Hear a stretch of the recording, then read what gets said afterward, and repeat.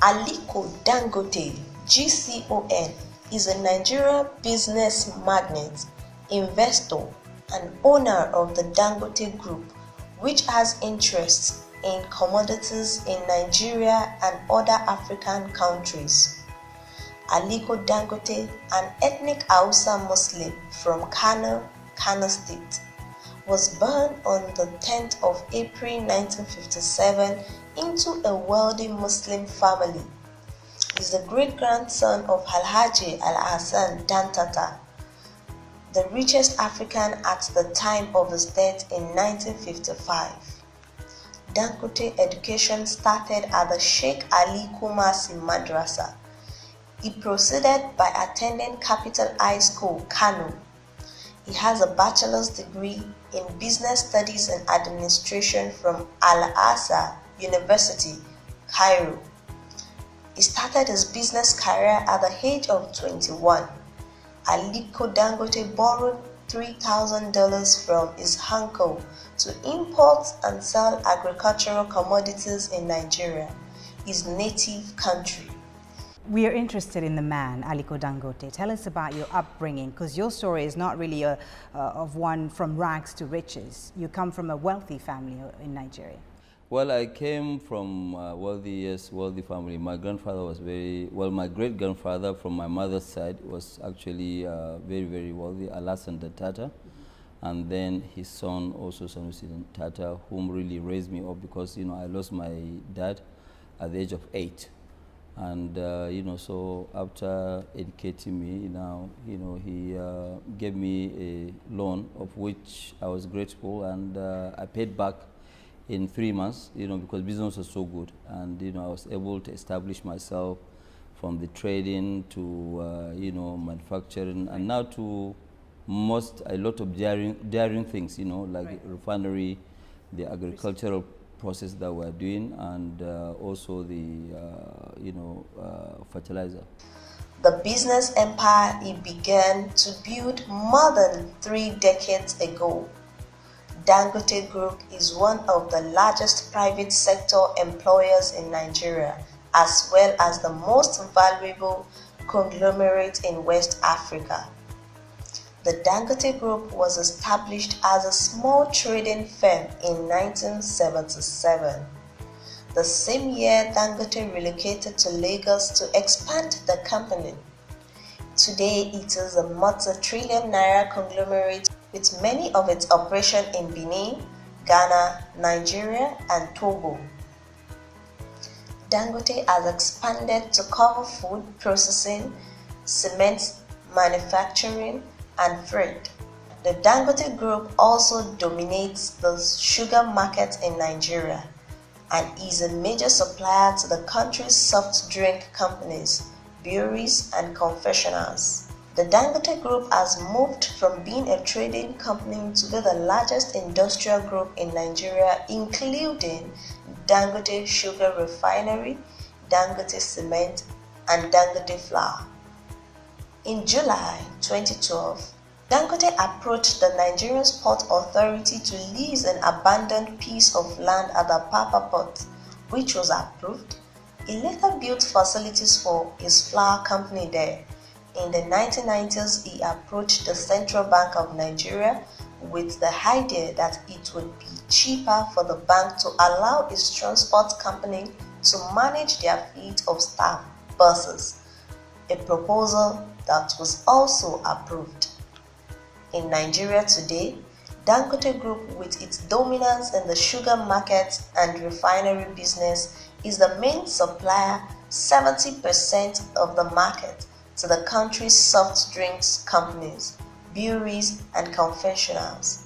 It is the largest refinery in Africa and the 3rd largest in the world, producing 800,000 tons of sugar annually.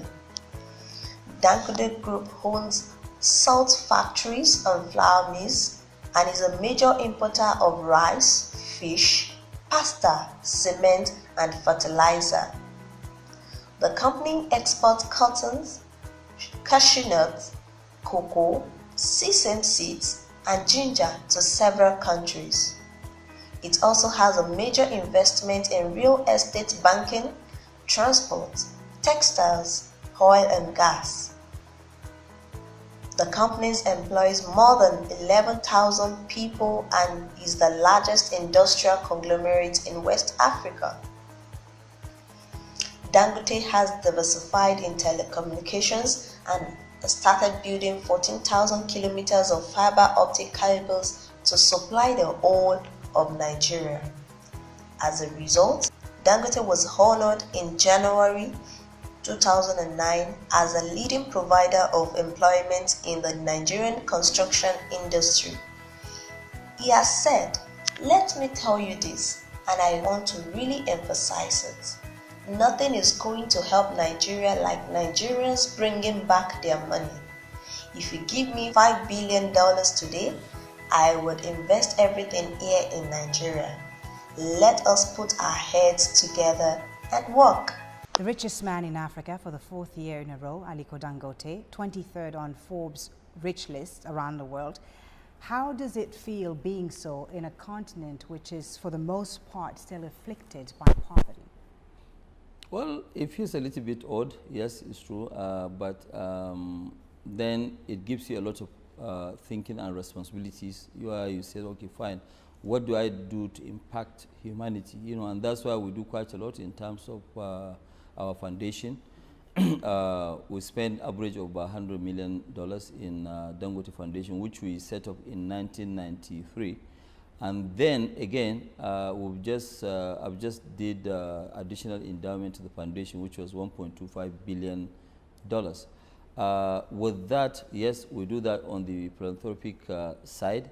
But then, in terms of creating of jobs, we now have this farm which we have developed. I mean, we're doing almost about 120,000 hectares of rice land, you know, and then we're doing 260,000 hectares of sugar, which we are targeting to do 1.5 million tons of sugar in the next 5 years.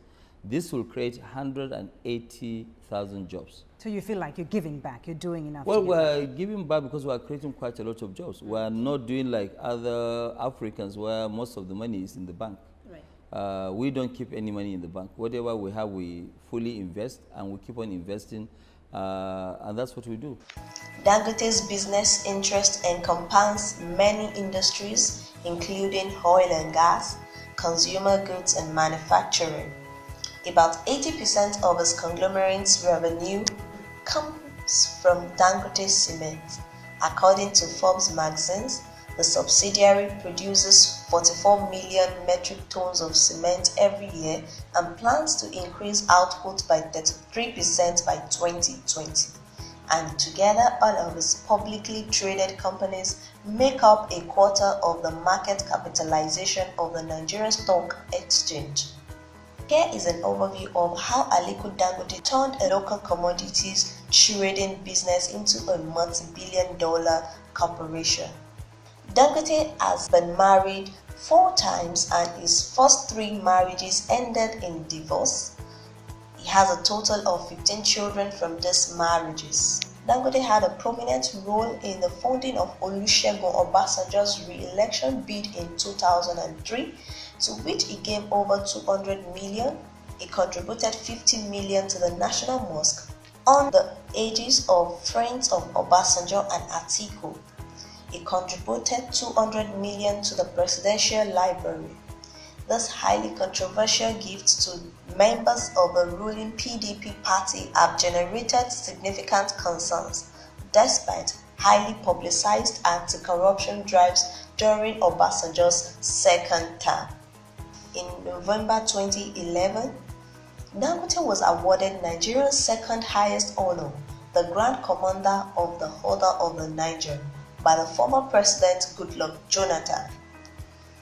Dangote reportedly added $9.2 billion to his personal wealth in 2013, according to the Bloomberg Index, making him the 30th richest person in the world at the time, in addition to being the richest person in Africa.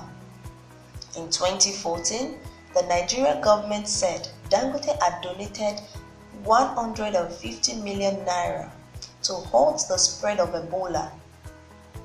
Dangote is ranked by Forbes magazine as the 100th richest person in the world and the richest in Africa, and peaked on the list as the 23rd richest person in the world in 2014. Dangote was named as Forbes as Africa's Person of the Year 2014. Dangote gained 5.8 billion naira within 24 hours as his total net worth rose to $16 billion. Aliko Dangote is worth $10.6 billion US dollars.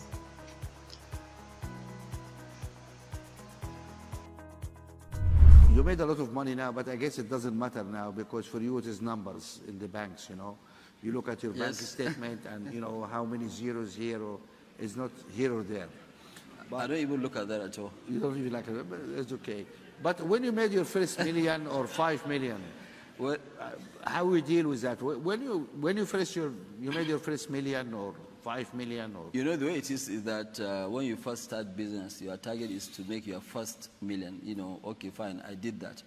But, you know, after, you know, a year or so, I realized that, look, I have much more than 12, 13 billion, you know, and I said, okay, fine, all these numbers are just reaching numbers. Yeah. You know, and one day I went to a bank. Yeah. You know, at that time there were no restrictions of this, and I wrote a check and cash $10 million, and I took it home. For yourself? For myself, yes. You cashed $10 million from the bank? Yes. Yes, and took it? I put it in the boot of my vehicle, and I went home, and I opened it, and I look at 10 million. I said, that, okay, fine, now I believe I have money. You know,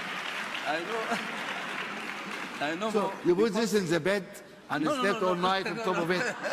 You made love to your money. It was in the boot of my car. You know, car. Yeah. But I brought it, and I went there by myself. I drove myself to the bank. I cashed the money, and you know, I put it in my room, and I look at the money, and I took it back to the bank the next day. Can I ask you how much money you have in your wallet today? Today? Yeah. How much money you have in your pocket? You'll be very, very surprised. I don't even have, not even $1, nothing. You have no money on you? Nothing. Okay. Nothing. I have nothing. That's money for you guys. When you have money, you don't carry money.